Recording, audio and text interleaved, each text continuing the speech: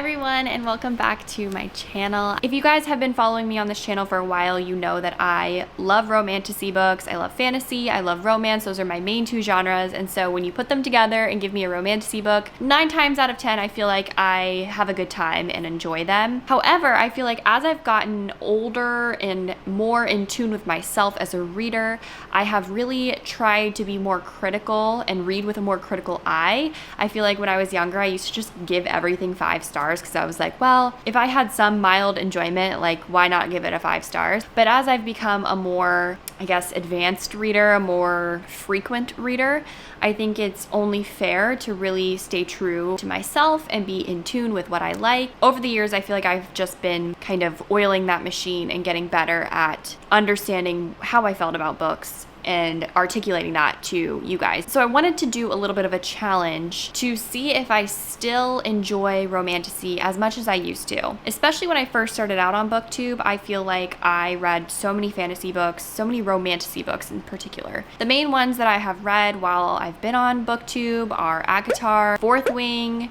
and Throne of Glass. Those are the main 3, the big 3. And I've read a few other ones here and there. I've read some YA, I've read Twin Crowns, I've read Powerless, I've read some Red Queen, not the whole series, but some of Red Queen. I've read a lot of different romantasy books. And I've read, like I said, some YA, some adult. I do enjoy a YA fantasy more because just honestly, sometimes I feel like in the romantasy genre, when something is labeled adult romantasy, it just tends to be a lot of spice, and because there's so much spice, I do feel like the plot kind of lacks. I do think there are situations in books that I've read where the plot has been equally as intriguing and equally as prevalent as the romance, but I feel like in these adult romantasies, especially now, the more recent ones that have come out, the romance is the main thing and the plot kind of suffers a little bit. That's not always the case, but that is kind of my hypothesis going into this video. So in this video, I read 4 of the most popular and hyped up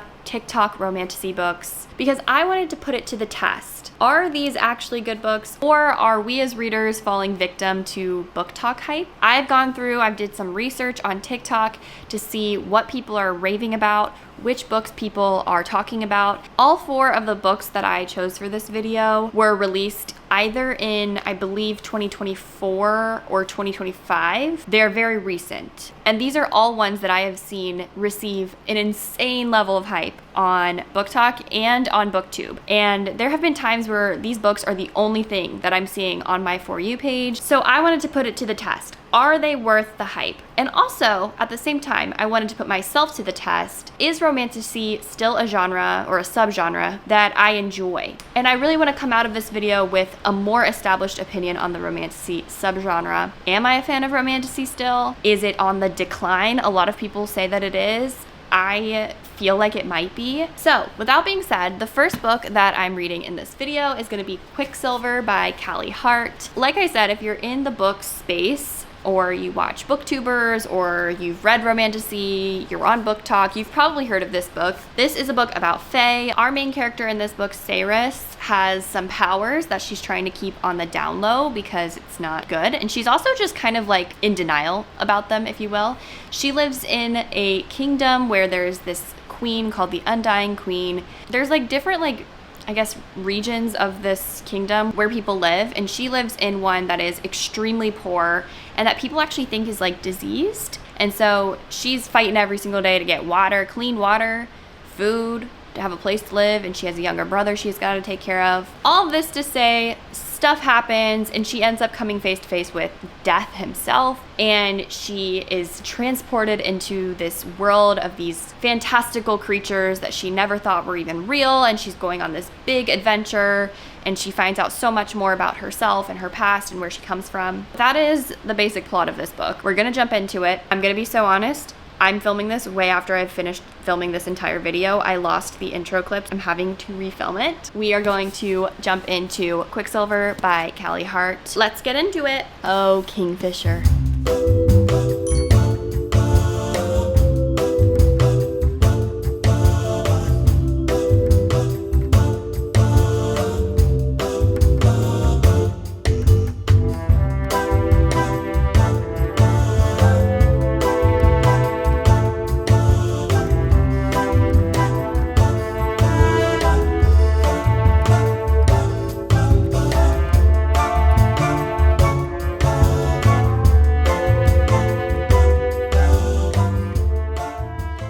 Okay guys, like I said, I'm coming to you from the future. I've already read this book, but I lost the intro clip to the video and I also lost my first update clip. So I'm going to kind of try and remember what I had said. I think I was around maybe like 20 to 25% into the book when I made my first update on it. And I remember talking about how I really enjoyed the intro scene. I have studied the like structure and plotting of books in the past. And so I kind of understand like, you know, at the beginning of a book, we're establishing the status quo, we're putting the reader into, you know, the status quo world and really introducing our main character and what is her normal. Usually that can be a little bit of an information dump and it might not be as interesting because we're just putting our feet on the ground and getting our balance in this new world. And then eventually around like 10% into the book, something will happen that will kind of take our character, our main character, out of their status quo and into a so-called new world or a new reality that will kind of cause a conflict for them. That's kind of what happened at this point in the book. And the reason I'm mentioning that is because I remember saying that even though usually the first 10% when we're just learning about, you know, what's normal for our main character, it can be a little bit boring. I was still really intrigued and I felt like the world building at the beginning was not a huge info dump. It was engaging and I was fully attentive throughout that entire first part of the book. And then once we do enter our new world, sometimes that's where a book can kind of start declining for me in interest because I'm like, oh, I actually liked the status quo world way better than this new world and now I'm just confused or I just don't care about the setting as much. And sometimes that can be an issue for me. But in this book, I liked the new world that we went into just as much. And even though sometimes I'm confused, I feel like the author does a really good job of giving you just enough information that you're a little confused, but you're still like in the know enough to be engaged in the story and keep moving forward. And she keeps you turning the page and then eventually everything makes sense. Like she will drop little crumbs and then it all comes to make sense eventually. At this point in the book, I think I had also made a comment about how our main character's name is Kingfisher. I'm still not over that. I feel like that name is a little odd. I do have one quote that I highlighted that I wanted to read. It isn't disease that's contagious in my ward, Captain. It's descent. So yeah, that's the 20% update, but we're gonna keep on moving into the book and actually get some real-time updates from me.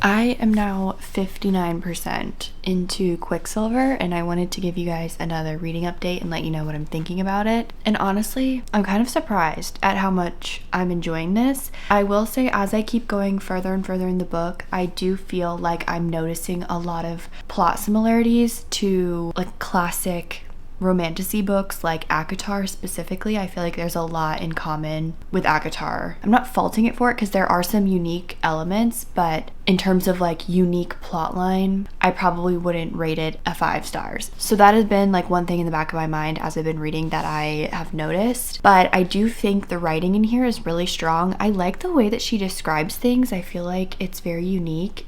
She's very descriptive with her writing. I think the writing is really the strength of the book. I like the main character. I think sometimes in these types of books, the main character can make really annoying choices that kind of don't make any sense, and it's clear that they're just making those choices to cause like a certain conflict. And I feel like this main character thinks very logically about things and doesn't do anything unnecessary or like annoying. So yeah, I'm really enjoying the main character. I think she is funny and witty, and I feel like she doesn't really take any shit from anyone, and I really appreciate that. Also, I wanted to say that there have been kind of a few moments that have been a little bit cringy between our two main characters. I feel like we didn't need to go as far as we went sometimes, and that's okay, but personally for me, I was just cringing a little bit at some of the scenes between the two of them. Most of the time I'm like, okay, I'm cool with this, like I can get behind it, but then every once in a while like they'll say something where I'm just like, ooh. But overall, I'm having a really good time. Like the fact that I got this far into this book is over 600 pages long, and I was only like maybe 8 or 10% into it when I started reading yesterday. And the fact that I read like 50% more of the book in one day, pretty much in one sitting. Like I read for like 5 to 6 hours straight yesterday. I think that is a really good sign that I'm enjoying this book. I do have a few like things that kind of are bothering me, but overall, like it's enjoyable, it's entertaining, and I am flying through it. It's honestly kind of getting me out of my book slump because I've been in a little bit of a book slump recently. And I'm not gonna lie, I really wasn't expecting to like this book. We'll see how I get on from here, but I am going to lay down and read for a little bit tonight and continue on in the story, and we'll see how far I get. Hopefully I'm going to the gym tomorrow morning. Maybe I will try and read some on the treadmill tomorrow. I don't know, I was gonna do that today, but I wasn't really feeling reading on the treadmill. I literally just listened to music for an entire hour on the treadmill today. So sometimes I'm in the mood to read and sometimes I'm not, but we will see.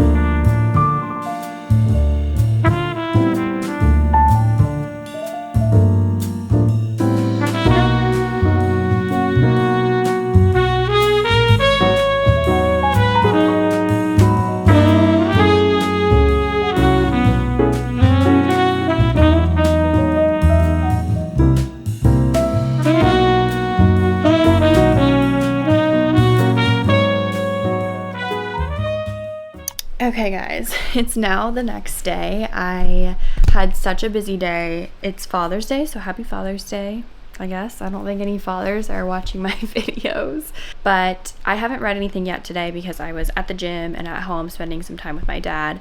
But I'm now back home. I'm so disgusting from being at the gym because I didn't shower before I went to my parents' house.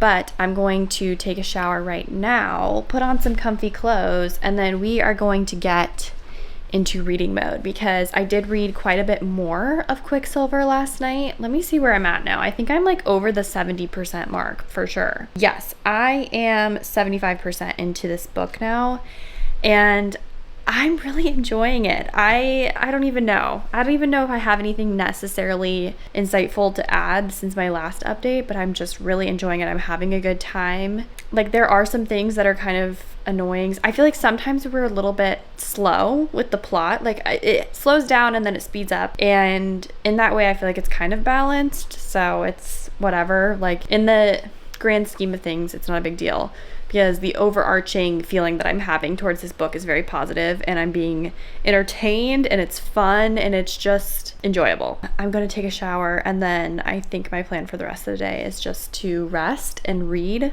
Yeah, let's go take a shower.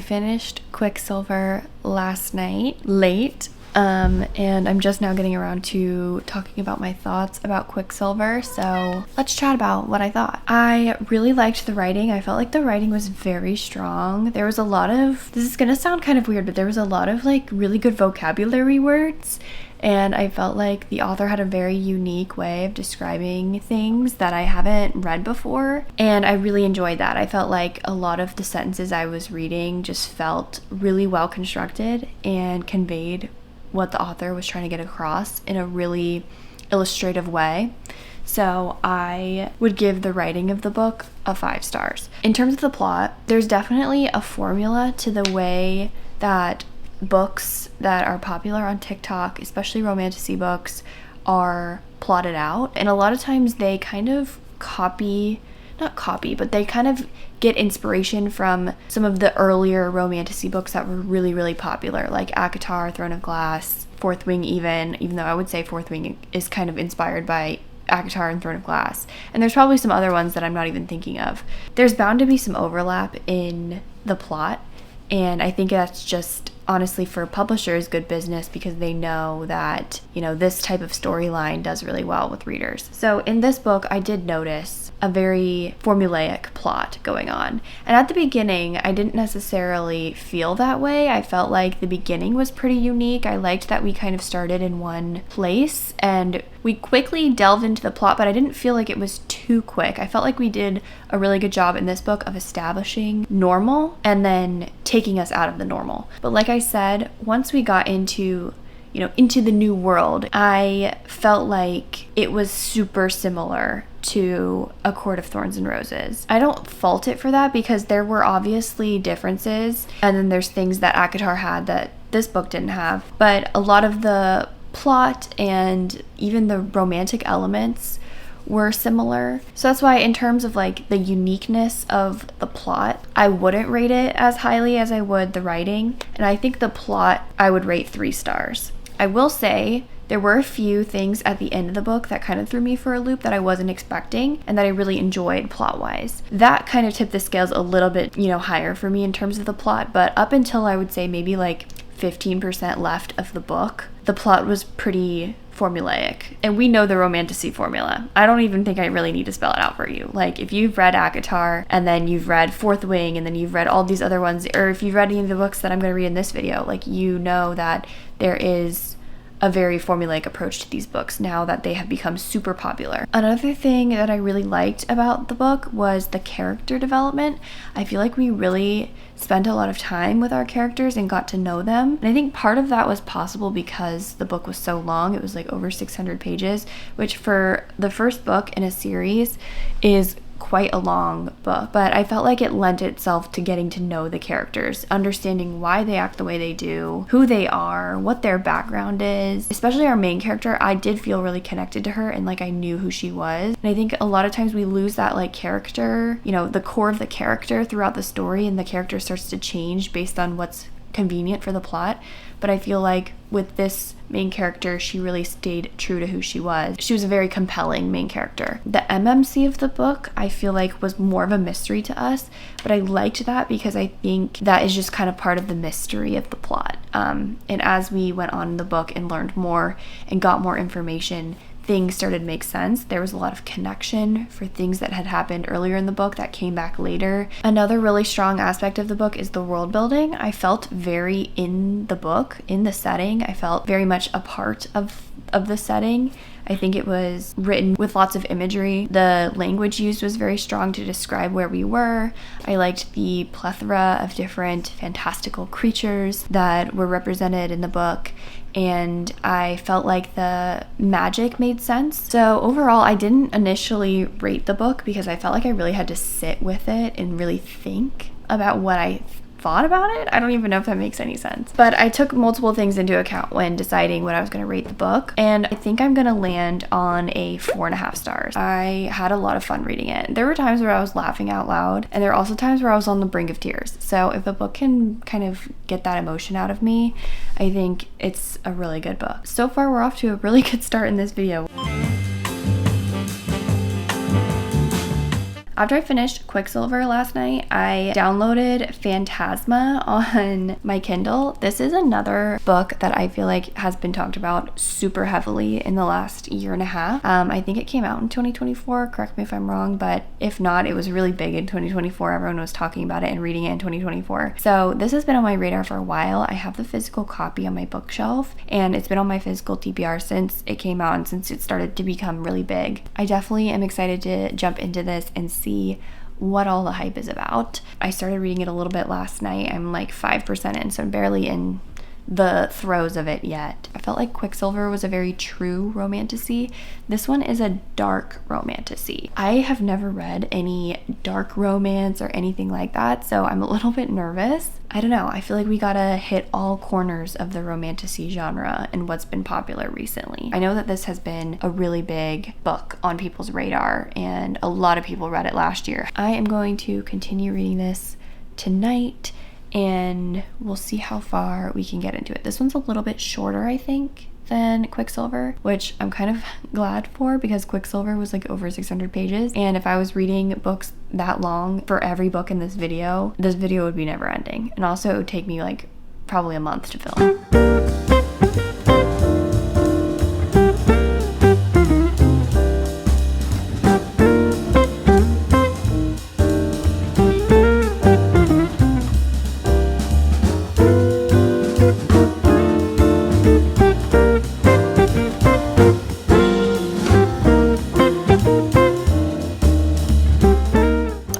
Couple of days I have been getting into Phantasma some more. It's been about 2 days since I started it, and the first couple of days were a little bit slow. I was only reading like a couple pages here and there, but then last night I made some really good progress and got maybe like 20% into it, and then today I made some really good progress and now I'm almost 60% into it. That was lightning. And I thought I would give you guys a little bit of a reading update. I wish I would have done one earlier when I was like maybe a quarter of the way in, but too late. So this book is quite different than what I was expecting, although I'm not really sure what I was expecting. I kind of just went in a little bit blind. I did not realize that it took place in modern day New Orleans. I thought it was going to be like a back in the past type of thing, which a lot of these like fantasy romance books are. It's a completely different type of fantasy in that the types of beings that exist in this world are quite different than our typical, you know, fae, humans, fire sprites, things like that, whatever it is. These are more paranormal, I would say, than fantastical in that way. So that's really interesting. I will say right off the bat, I did feel like one thing that I liked about Quicksilver, and I'm trying not to compare them too much because obviously they're quite different, but I did really like Quicksilver. So I am kind of comparing it a little bit. But one thing that I really liked about Quicksilver was that we did a really good job at the beginning of establishing what normal was. We learned about our character, where she lived, what her life was like. I feel like this story attempts to do that, but I don't know if we spent enough time in our current normal before we were taken out of the normal to really establish our main character and to get to know her. I do feel like we kind of know her, but I feel like we don't know her past really, and we don't know her family very well.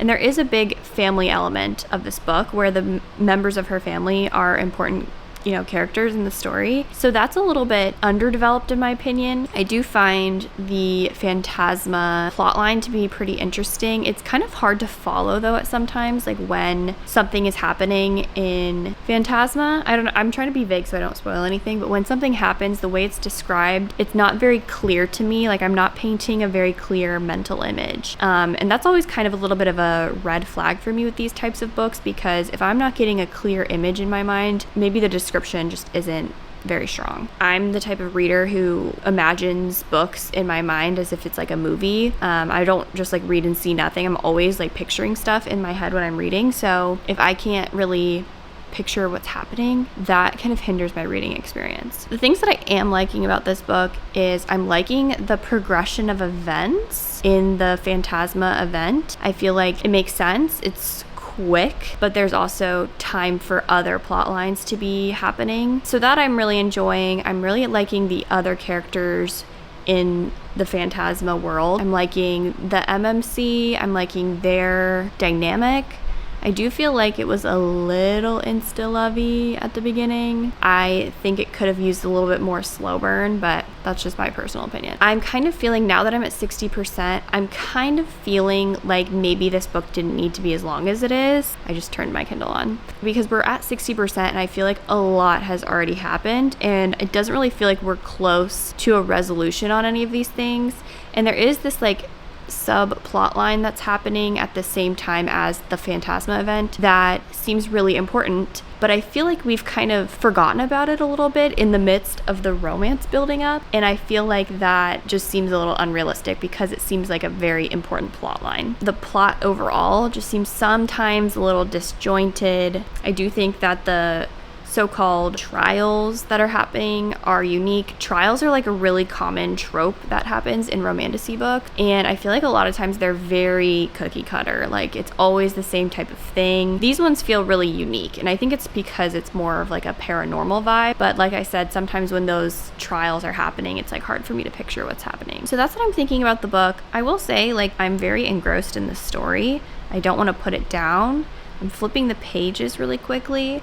So it's not that it's not a good book. I'm enjoying it. I'm just not enjoying it as much as I enjoyed Quicksilver. I think when it comes to fantasy books, I am more a fan of ones that take place in the past. I'm not as big of a fan of ones that are like supposed to be taking place in our reality, in our current moment, or at least in a place that is recognizable to me. I kind of like that it really takes you out of reality. And so when we're reading a fantasy book or a romantasy book that is putting us in just an alternate version of our reality, I'm not as intrigued by that. So yeah, that is my update on Phantasma.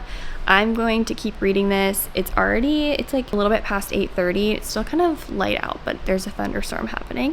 So I'm gonna spend the rest of my night reading, and hopefully my goal is to make it to like 70 or 75% done with this book today, and then hopefully tomorrow maybe I can finish it.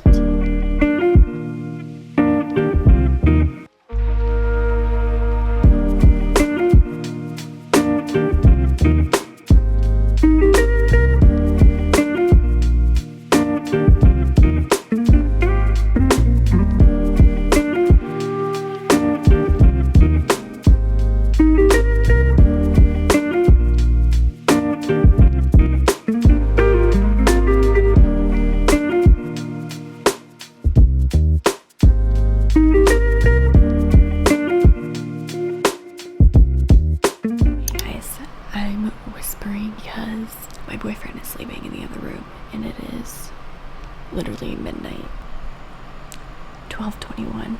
I am now almost 90% into Phantasma, and I wanted to give you guys another update. I don't think much has changed in my opinion.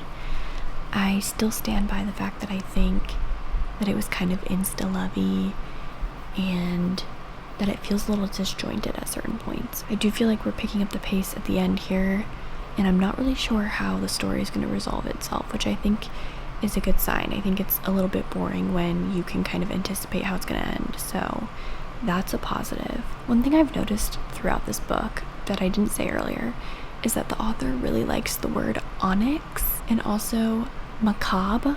Those words show up so many times in this book, and it is getting a little repetitive and annoying. That's something I'm thinking about as well. I do like the romance in this book, don't get me wrong.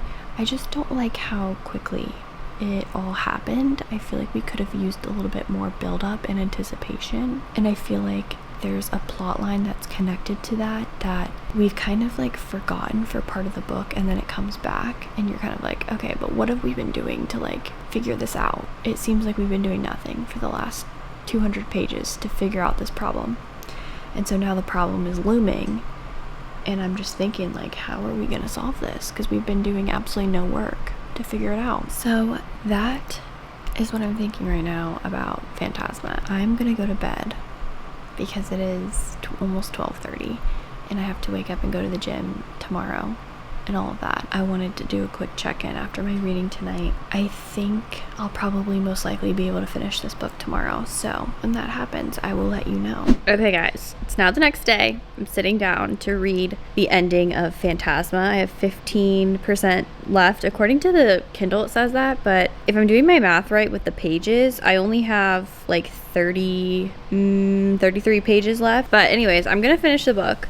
I don't honestly know where I stand with the book. I feel like I'm very conflicted about how I'm feeling. My opinion might change, but we'll have to see how it goes for the ending. Right now, I feel like things are a little too comfortable. I'm expecting things to go a little haywire and crazy at the end here, but we'll see.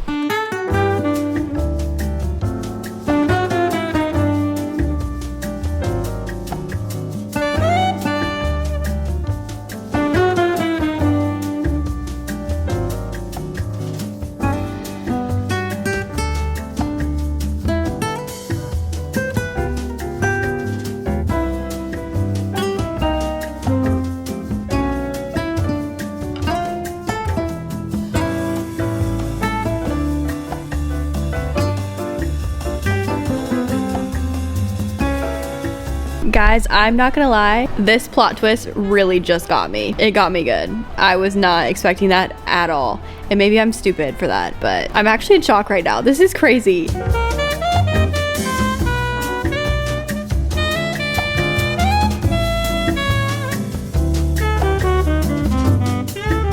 I'm so confused right now. A few hours ago, I finished Phantasma and then I ended up taking a nap, but I wanted to give you my thoughts on the book. I actually have the physical copy, so let me grab that real quick. So this is Phantasma, and it is more, I would say, a paranormal romantasy than a normal typical romantasy, because I feel like these days romantasy includes usually a world that is unknown to us in our reality. This takes place in New Orleans. We have our main character and her sister, and they're kind of grappling with the after effects of their mom dying. They find out that her family has some debt, and so her sister goes off to join this game called Phantasma, which is really dangerous, and it's just kind of risky, but if you win, you get basically whatever you want. So her sister goes off to join this game, and our main character, Ophelia, follows her to this game. While she's there, she kind of learns a lot about herself, about her family, about her power, because she has magic herself, and she learns so much about things that she never knew even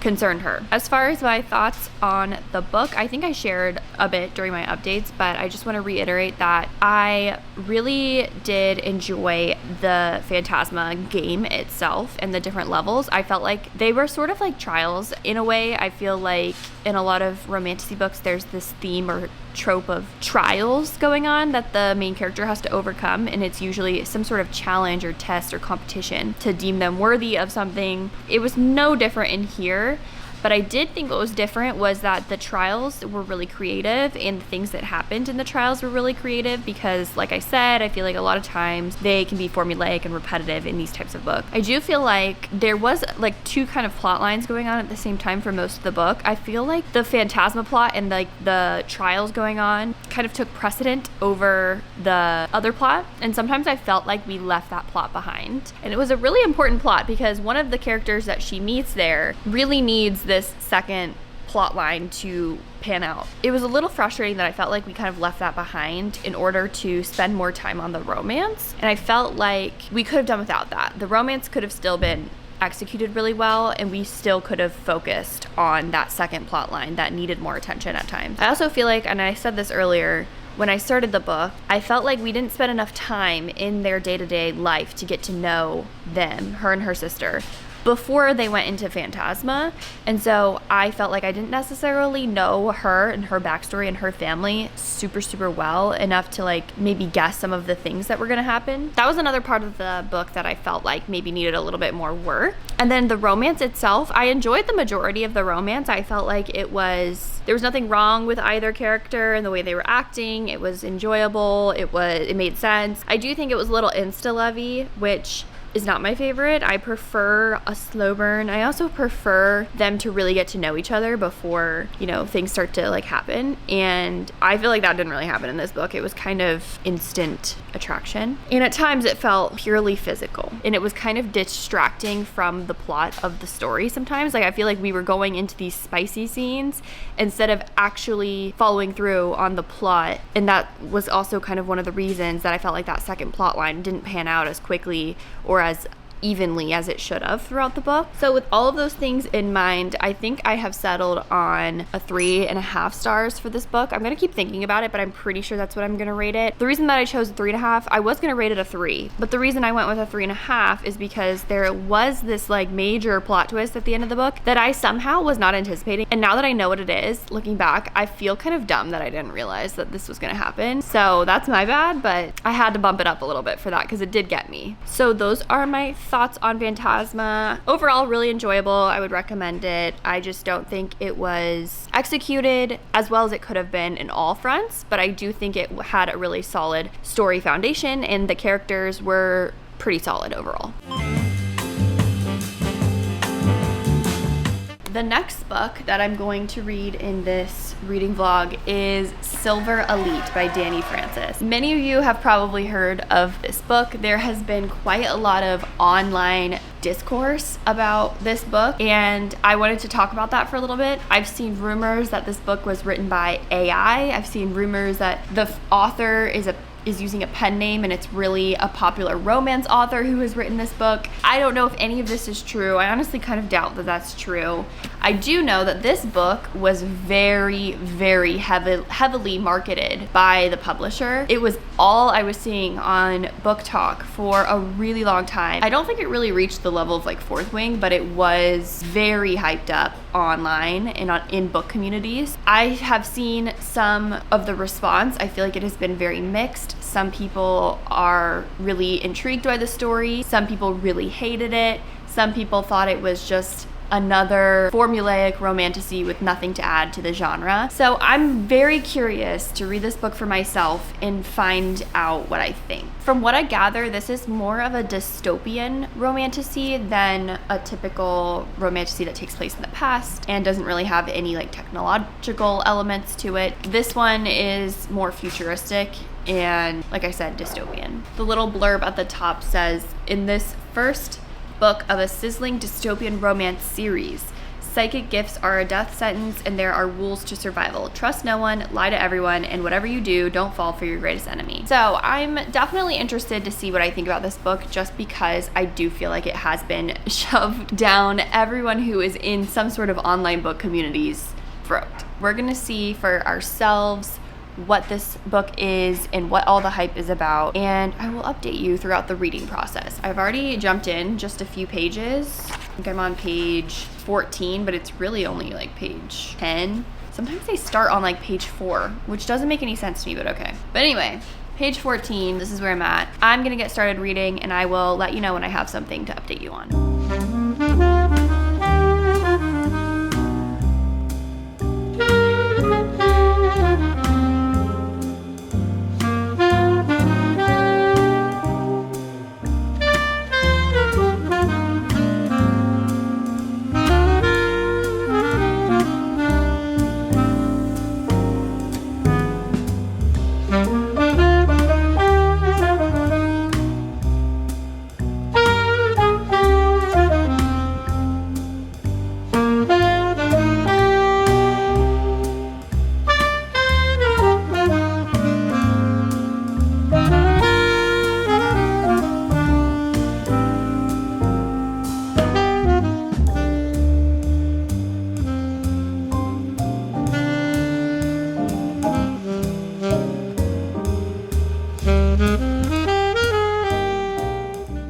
I am now 22% into Quicksilver Elite, and I wanted to give you an update. Initial thoughts: I'm definitely intrigued in the story, but part of me feels like the reason that I'm intrigued in it is because it feels like a new version of Divergent. Like, this book feels like super similar to Divergent. Maybe not the beginning part, like there's some differences in the beginning, but at the part that I'm at now, there's a lot of like similarities. in terms of where we're at, what's going on, what our main character is participating in, it feels very similar. And I know that they're both dystopian, but I feel like it's maybe a little bit too similar, if you know what I mean. I feel like I've read this before. And there's also quite a few similarities to Fourth Wing. Yeah, like obviously it's not the exact same, but I am noticing quite a few similarities. More so to Divergent than to Fourth Wing. One thing I'm also noticing is that the sentences are very short. Like they are usually maybe like 8 to 10 words long, period. Move on to the next sentence. Like it's very short sentences over and over and over again to make up a paragraph instead of like a longer sentence. So it just feels like a stream of consciousness. It's not very descriptive. The writing is, like I said, very short and concise, which some people might like that. I tend to like more of like a flowery imagery like prose. This is definitely more direct to the point. We're not really adding a ton of detail. I will say that kind of does match the story because it's a dystopian book.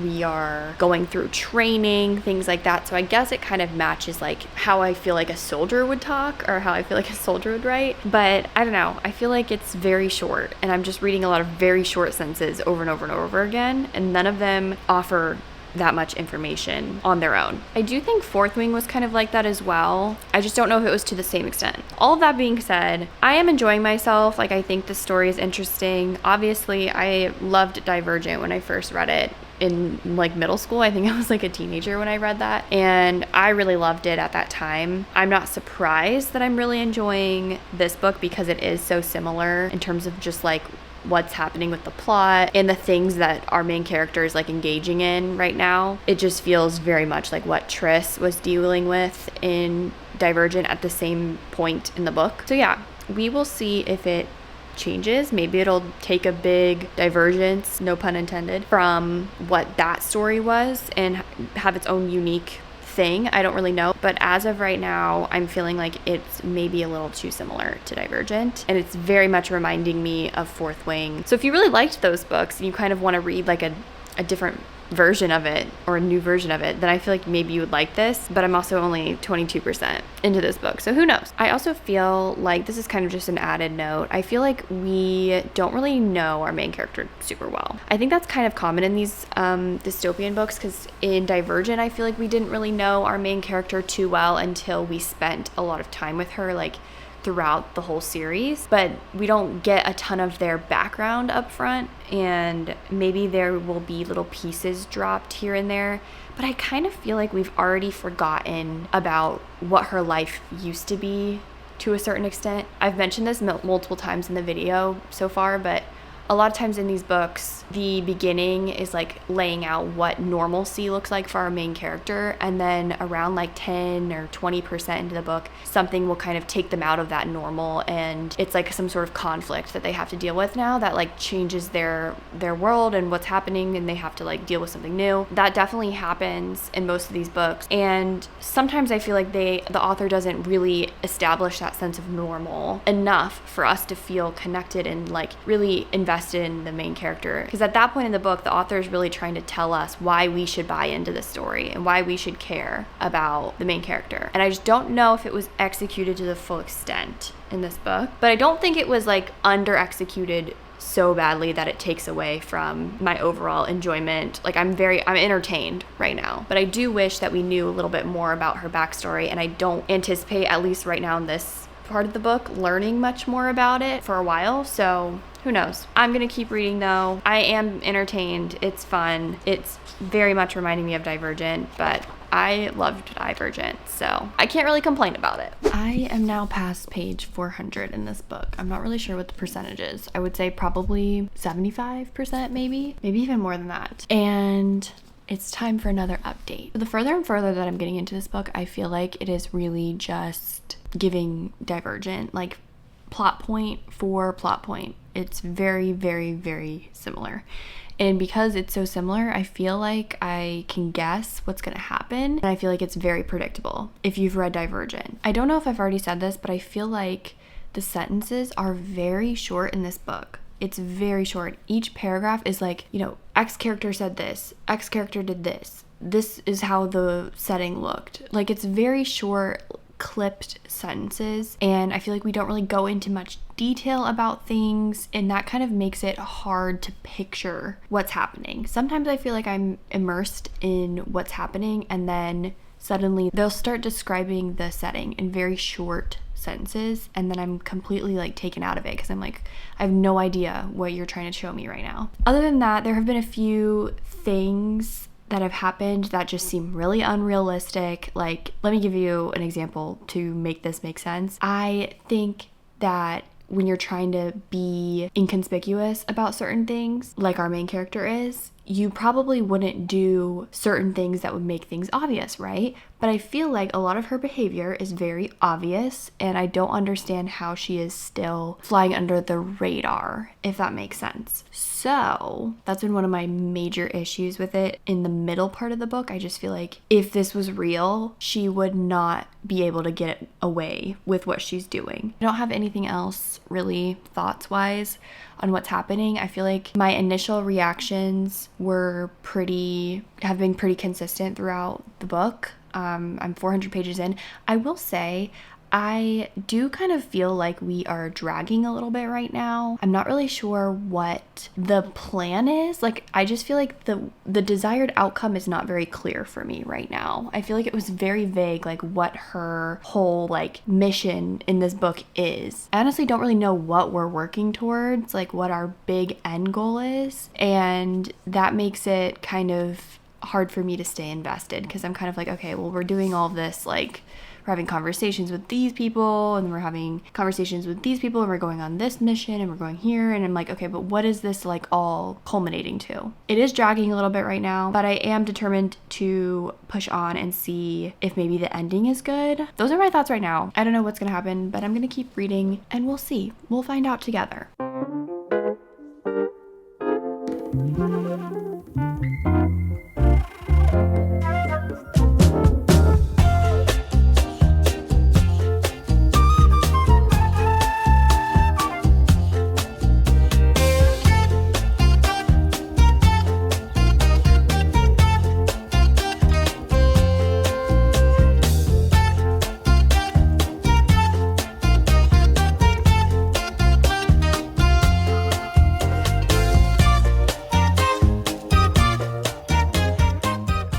Hi guys, long time no talk, and by long time I mean maybe like a day. Hello Jeannie. I wanted to give you guys an update about Silver Elite. I ended up finishing this last night. I think the last time I checked in I was maybe like 75%, 80%, I honestly don't remember. But last night I ended up sitting down and finishing this book, so we have our third book complete, and I kind of wanted to give you guys a little bit of a review.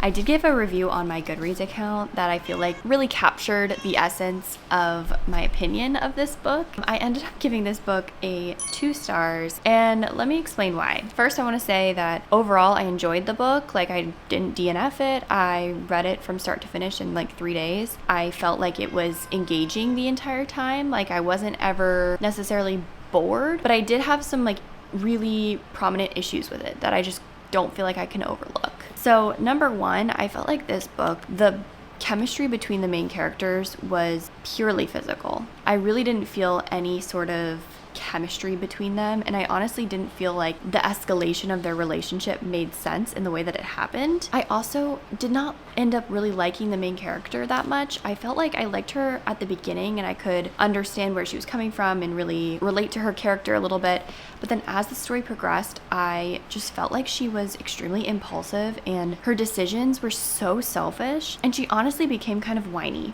Like, she was just very, very persistent in the fact that somebody else was gonna come and clean up her mess for her, and I didn't really like that. I also felt like during this book, she relied on men to come save her all the time. Like, I genuinely don't think she would have made it past the halfway point of this book if it wasn't for the main male character. And like, every once in a while, yeah, you gotta rely on other people to help, but it was like every single time that she was in a situation where she needed help or she was in some sort of like dire circumstance, she would just give up and hope and pray that a man was gonna come save her. So I didn't really love that. Also, there's the whole morality of, you know, her people being oppressed by primes. She's modified. It's kind of like the modified have some biotoxin that was released, and so it has modified them and given them some sort of like power, and they're hunted in society by the primes, who are like normal people and who have like basically created some authoritarian regime over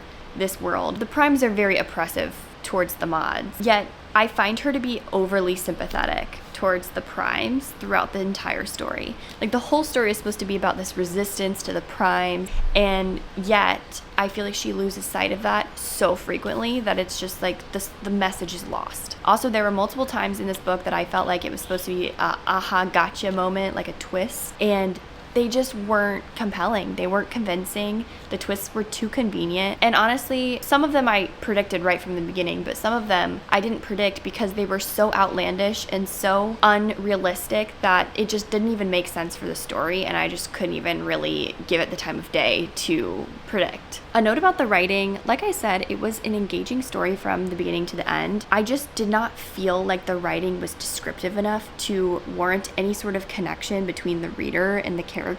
Each sentence was like 5 words max. Like, these were the shortest sentences ever, and it was just straight to the point. There was no description. We really didn't go in depth into any, you know, setting or feeling too much. I felt like it was repetitive. It was just very short and clipped. I don't know how else to describe it other than that. Also, this book is marketed as a dystopian romantasy, yet I feel like the dystopian is just the vibe of the setting. It's not an actual dystopian world. Like, I felt like we really had an opportunity to go in depth here in this dystopian setting to explain the tension between the mods and the primes, to really dive into the lore. And yet I felt like we kind of just like said what the lore was on a very surface level and never explained it further than that. So those are just a few of my thoughts about this book. I feel like if you enjoy this book, I'm happy for you, but I do feel like there is a little bit of a propaganda machine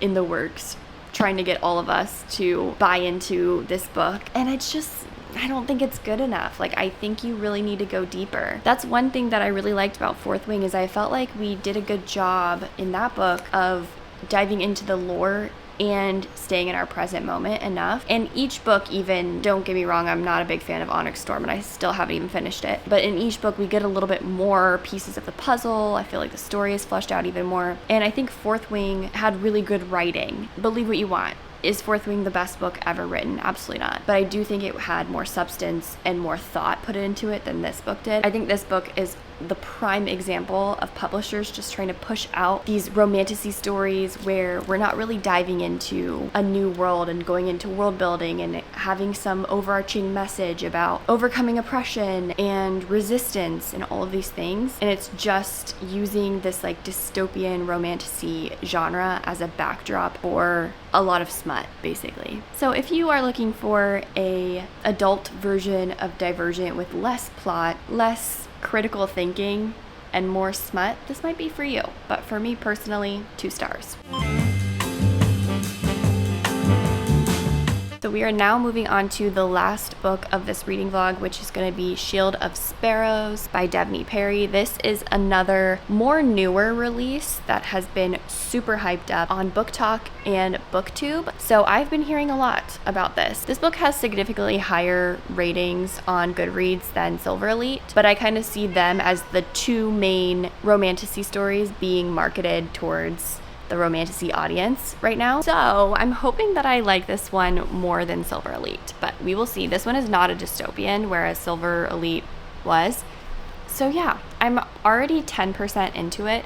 I'm liking the build-up. We're doing some world building, which I felt like was a little bit lacking in Silver Elite, so it is nice to get back into some good old world building. And I like that we're having a little bit of lore drop at the beginning, because I feel like Devney Perry is doing a really good job of explaining things as they come up in the story right off the bat. I'm not really having to question too many things if I'm unsure of what it is, because she'll just explain it right away, which is nice. So I'm intrigued by what I've read so far, but other than that, I don't really have much to say. I'm only 10% in. So I'm going to spend the rest of my evening reading this book, and I will update you guys when I have something interesting or thought-provoking to say about it.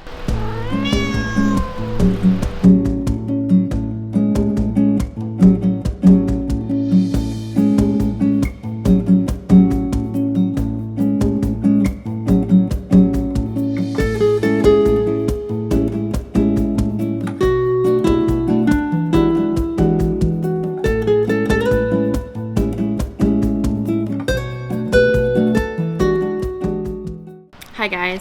Of course, right when I press the film button, the AC starts going. So just bear with me, I guess, if you can't hear me very well. I'm about to sit down and do some coloring.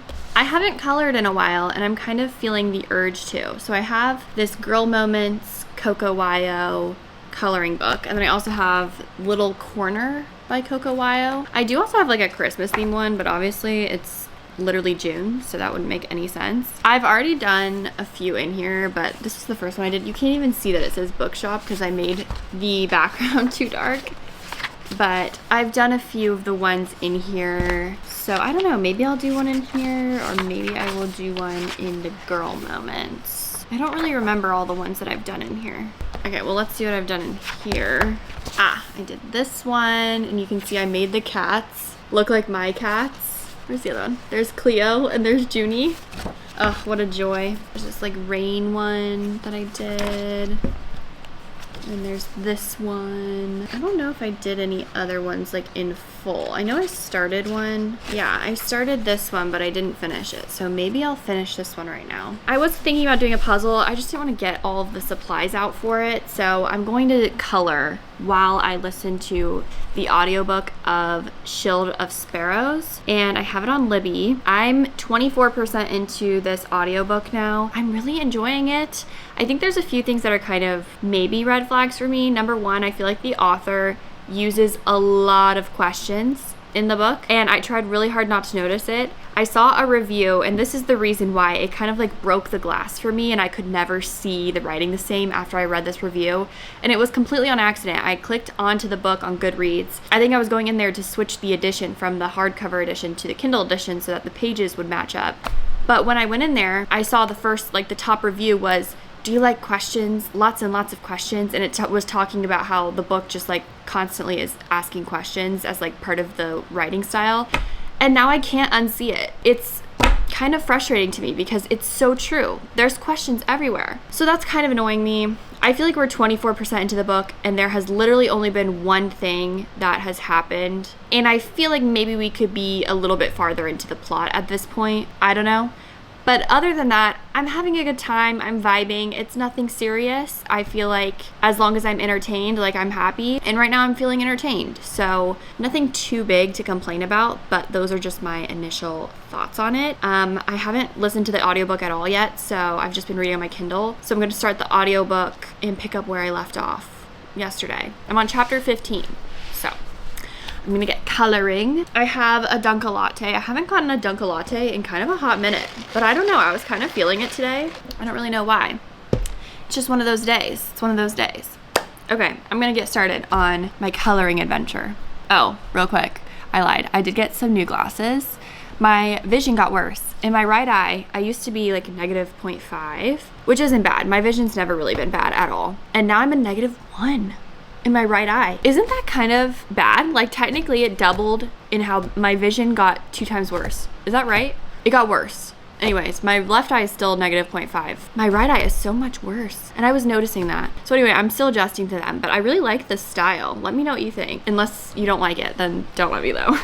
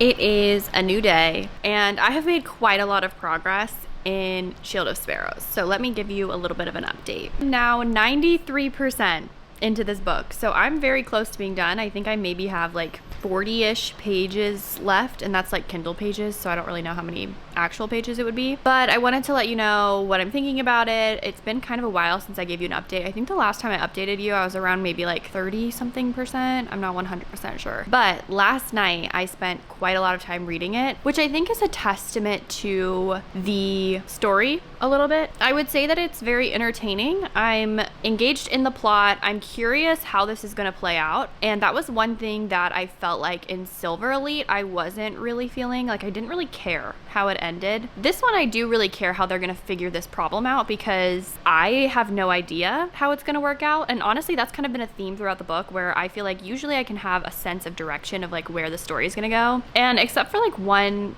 major plot twist that I don't even know if I want to call it a plot twist, because I don't really think it is a twist because it was so obvious. But there was one major thing that we find out in the book that I felt like was pretty obvious from the beginning. But other than that, the plot itself, I have no idea where we're heading with it. And I kind of like that, because there's no guesswork. I'm just kind of like glued to the pages because I'm so curious to figure out how this is going to unravel. So that's a plus for sure. One thing that I mentioned, I think the last time I gave an update, was that this author loves to write questions. Like, it's very clear to me that this author uses questions that the main character is having like in her internal monologue to explain to us some of the plot.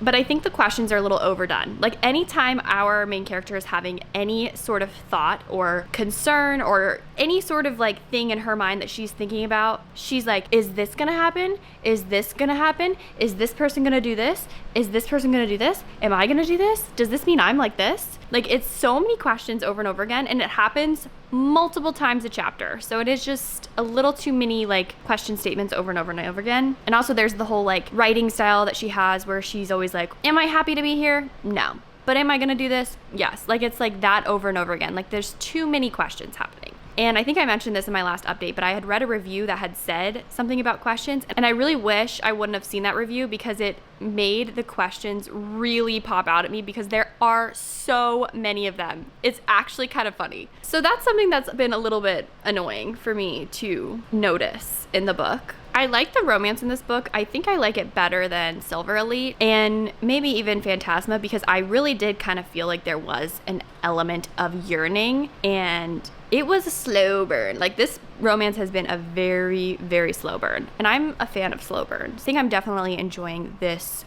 romance story more than Silver Elite, and maybe even more than Phantasma too, because I felt like Phantasma was a little bit insta-lovey. This is giving me more slow burn, yearning, all of that. It's giving yearning realness. So that's what I like. I do enjoy that. I do feel like this book is really setting itself up to be a series. I'm not sure if it's going to be, but I have a feeling it is, because I feel like there's still so many unanswered questions, and I'm already like 93% of the book. So I don't think we're gonna get all of our answers in the next 7%. If that's the case, I definitely am intrigued to read the next one, just because I feel very immersed in this world. I feel like the conflict and the villains, I guess, are really creative. I feel like I haven't read a Romantasy with this type of conflict villain theme going on. It deals with a lot of monsters instead of a human-like creature that is just evil or whatever it is. So I kind of like that there's this like monster element to the story. It feels creative. It feels very unique for the genre. At least all of the ones that I've read recently, it feels kind of unique. So all that being said, I'm having a good time. I'm intrigued to figure out what's going to happen. And if this ends up being a series, I do think I would want to continue on in the series. So all good things, I think. Besides all of the questions, like, why are there so many questions? It's so annoying. I'm also kind of liking the kingdom elements. There's definitely like a political element. It's very much in the background, but I'm kind of liking the tension there, because it is influencing how they approach these problems. So I'm enjoying that. I think it could be explored a little bit more in depth, but maybe that's, for the rest of the series if there is more of it. So yeah, I'm gonna finish this book now, and then once I'm done, we can really do an overview of this reading vlog and go over everything that I read in more depth. And after I read this book, I will have read 4 of the most popular recommended BookTok Romantasy books as of late, and I feel like at that point I will have the agency to really give an opinion about the state of Romantasy as a genre or a subgenre. I feel like at that point I'll have something to add to the discourse about the Romantasy genre. I'm gonna continue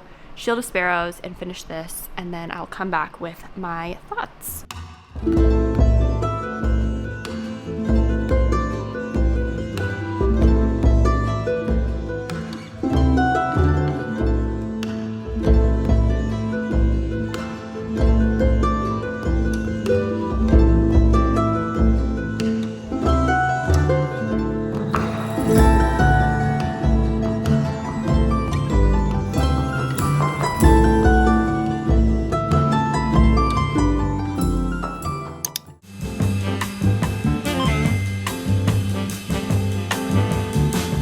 Alright guys, I think I'm going to try and give some really quick and short thoughts about all these books. I went through and I edited all of the video before filming this final clip, and I think I did a good job throughout this video of really articulating my thoughts about each book, so I don't have much to add, especially because I'm filming this clip pretty in the future. I did film this video back in June, and then life got in the way, so I kind of stopped filming. And yeah, I filmed all the reading clips in June, and then I filmed the beginning clips in early July, and then I kind of forgot about this video for a while, and so now I'm here and it's August and I finally edited together the video and I feel like it's now ready to be wrapped up. I'm gonna give you some parting thoughts, nothing too in-depth, because like I said, I feel like I did a good job while I was reading of letting you know what I thought. But yeah, let's get into it. The first book I read in this video was Quicksilver by Callie Hart. I gave this a 4.5 stars. And the things that I really liked about this book was the writing. I felt like the writing was really strong.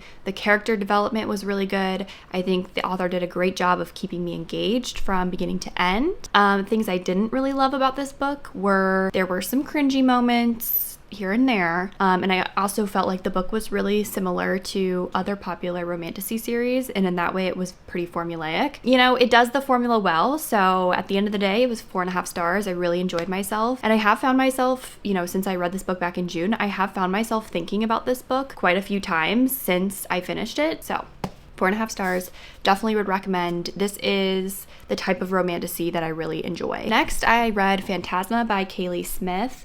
This is a dark fantasy romance, although I'm gonna be so honest, I was looking for the dark and I couldn't really find it. The only thing about this book that I would consider dark is kind of the vibe and the backdrop of the story, and that's a pitfall that I feel like a lot of romantasy books will fall into, is that they'll be described as dystopian or dark or whatever it is, magical realism, and it's not actually that. It's just that that's kind of the vibe that the setting gives, and they don't actually really delve into that genre at all in the book. So I didn't really find this to be that dark. This is more of like a paranormal fantasy romance, so a little bit different than any of the other books that I read in this video. The things that I liked about it, I enjoyed the romance. I did feel like it was a little insta-lovey, so that would be a con of this book. I liked the Phantasma game. I felt like it was really creative and unique, and I had never read anything that was kind of trial-esque that was this innovative, and I felt like it really did put a new twist on the trope of like having trials in a romantasy book. So I did enjoy that. Things that I didn't really like is that I felt like I wasn't really connected to the main character. Throughout the book, I was kind of like, why should I care about her? And why should I care about her family? Like, because I just felt like we really didn't get to know her that well. And then, like I said, I felt like the romance was really instant and there was really no meaningful build up to it, and I kind of wish that it had been a little bit more of a slow burn, and I wish we had to work for it a little bit more. 3.5 stars is, I think, the rating that I settled on, and the reason that it wasn't a 3 stars, which is what I was originally going to rate it, was because there was a plot twist at the end that I wasn't anticipating, but I also do think that somebody else probably would anticipate that. I just wasn't really paying attention, so I don't know, but just because it got me, I had to bump it up to 3.5 stars. Then I read Silver Elite by Dani Francis, and this book has had quite a lot of buzz about it on BookTok, on BookTube, and just in other book communities. I feel like there has been a lot of mixed reviews about this, and I can definitely see why now that I've read it. I ended up giving this book 2 stars. I enjoyed the backdrop of the book. Like, the general vibe of the book is dystopian, but I don't think it's a real pro for this book because we don't ever really meaningfully explore the lore of the world or like why the world is the way it is. And I think the reason that I actually enjoyed this backdrop is because it reminded me so heavily of Divergent and Fourth Wing and like other dystopian books. I don't know if it was necessarily a pro or a con, but I did enjoy the backdrop of the story. I didn't mind the character. I felt like she she was fine and whatever, and I could get behind her until about 75% into the book when she became really impulsive and her decision-making skills were just out the window. Like, she was so selfish and just did not think about anybody else whenever she was making a decision. She was so impulsive about it and had not a care in the world for how her decisions were going to impact other people. And I also really didn't like how she seemed to rely on other characters, specifically the male characters, so frequently to come save her. Like, it seemed like she was just expecting to be saved all the time, and she would get herself in these situations that she knew she would never be able to get out of, and then she would just wait around for somebody to come save her. And like, I really didn't like that. And that goes back into the impulsive decision making, because she shouldn't have been making these decisions to get herself in these situations in the first place, and she knows that she shouldn't be doing it, but she does it anyway. And then it's like, it's so frustrating to read because it's like you're just digging yourself into a hole for no reason. I just felt like this book was kind of a ripoff of Divergent, but it wasn't even as good. Like Divergent, I felt like explored some really serious themes. The themes that should have been explored in this book just were not front and center at all, and we never really dive into it in a meaningful way. I also feel like she is overly sympathetic to who she's supposed to be fighting against in this book. Like, it's actually kind of crazy how over time, like, you're in the beginning, you're told like, oh, you should hate this group. Like, these are the villains of the story. And then over the story, she just becomes more and more sympathetic to them. And like, I don't know. I just felt like, how could you possibly be doing these things and acting this way and blah, blah, blah, when you know like what they've done? I could rant about this book forever, but it just wasn't very good. I gave it a 2 stars. I honestly wouldn't recommend it. I don't think it's worth your time and energy, and I probably won't continue the series unless it's like a challenge that I'm going to be doing in some future video, but out of enjoyment reasons, I would not continue the series. So yeah, this I think failed the TikTok hype, is it worth it test. And then the last book that I read in this video was Shield of Sparrows by Devney Perry, and that book I read on Kindle Unlimited, so I don't have the physical copy. And I don't think I'm gonna buy it because I ended up giving it a 2.75 stars. I rated it a 2.75 stars because I generally had an okay time reading it, like I was entertained, but I don't think I would recommend it just because I really could not see past a lot of the writing faux pas that I just didn't like. Like, for example, the fact that every paragraph was just a string of questions to explain like what the main character was thinking. I'm like, there are other ways that you can write to make us, the audience, understand the inner feelings of the main character without just like spelling them out in a list of questions. I also just felt like she would write the same type of sentence structure over and over and over again, and it became so repetitive and so noticeable that it was kind of frustrating, and it kind of took away from the story. I did think that it was a creative story. I have never read a romantasy that had like this monster element to it that I found to be really compelling and interesting. I did feel like we dilly-dallied a lot in this book. Like, there was a lot of times that we were kind of just like waiting around and trying to figure out like what was going to happen next, and I felt like because our main character was being kept in the dark about literally everything going on, so were we, and that meant that like we had to work so hard to figure out where the story was going, and it made the story a little bit boring. Like, I'm okay being kept in the dark, but it's gotta be like, there's gotta be a good reason, and there has to be something happening in the meantime to keep me entertained. But it just felt like we were just dilly-dallying and not really doing anything, and then all of a sudden like we learn all of this information and suddenly all the stuff is happening.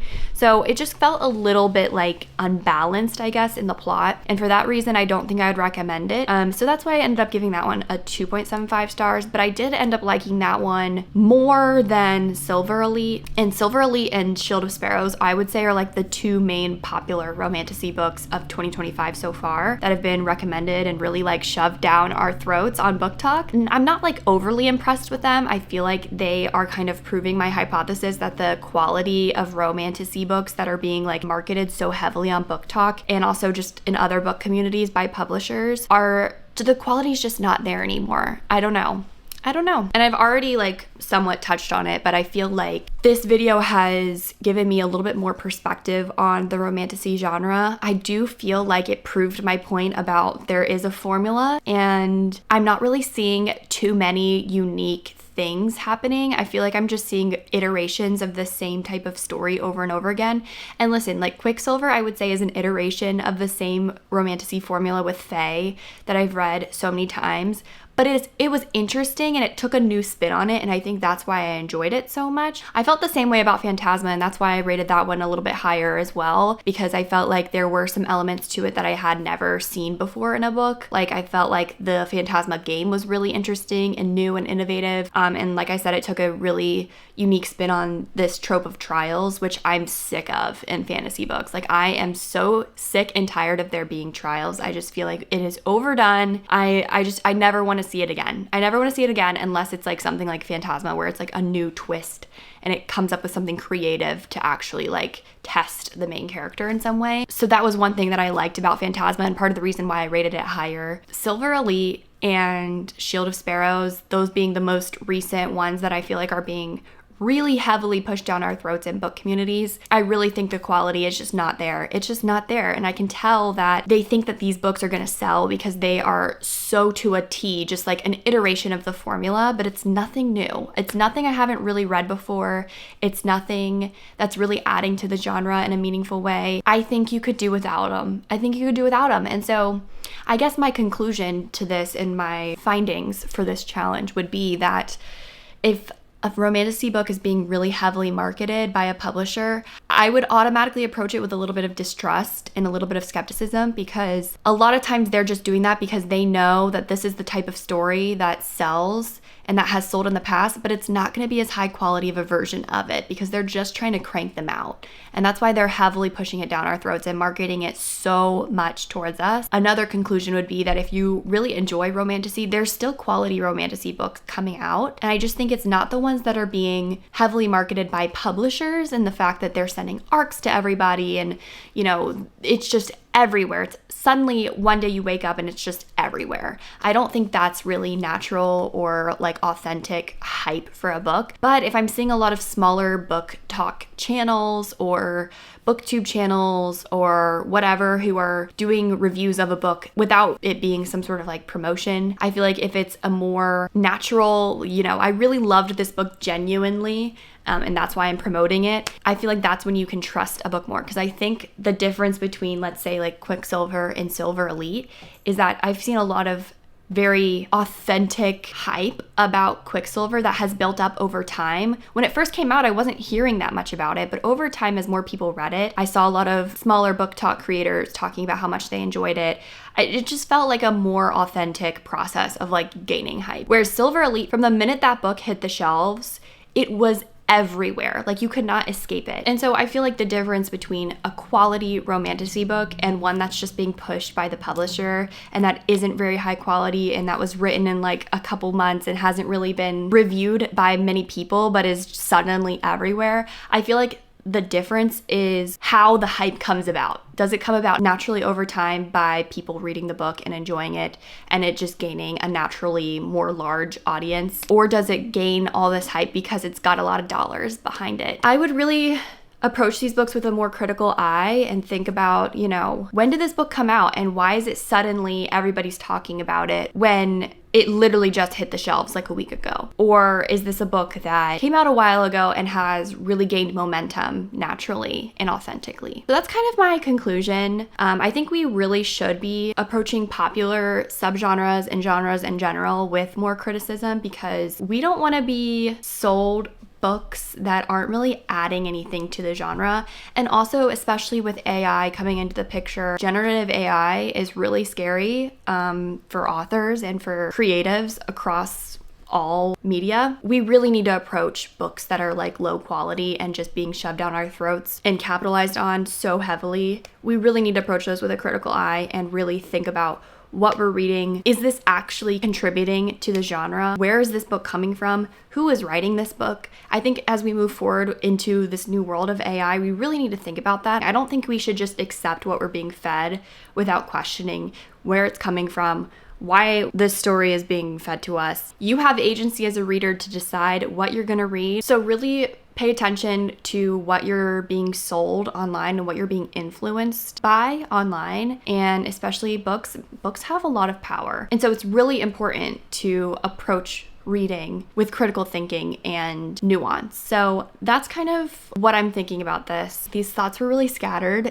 and off the cuff. So let me know what you think about the romantasy genre. I think it's sad because it's something that I used to really love, and I still love romantasy, the ones that are written really well and have that like naturally built momentum and hype to it, like Quicksilver. I really enjoyed that book, but it's sad because now I feel like I really do have to wade through a lot of worse quality romantasy books to find the ones that are actually enjoyable and that are new and that are adding something new to the conversation. It's a little bit sad, but that's what happens when a genre blows up. Let me know what you guys think about this conversation. I'm no expert, so don't take what I have to say as, you know, the end all be all. But I'd be curious to start a conversation in the comments and see what you guys are thinking about the romantasy genre and all of the ideas and concerns that I brought up in this video. And if you've read any of these books and had differing opinions, I'd also love to hear your opinion in the comments below. Let's keep it nice and respectful as we engage with differing opinions. But that is all for this video. I hope you guys enjoyed this reading vlog. I had so much fun with this challenge. I would love to do something like this again. But that is all that I have for you today. So if you enjoyed this video, please give it a thumbs up and subscribe to my channel down below. And I will talk to you guys very soon in my next video.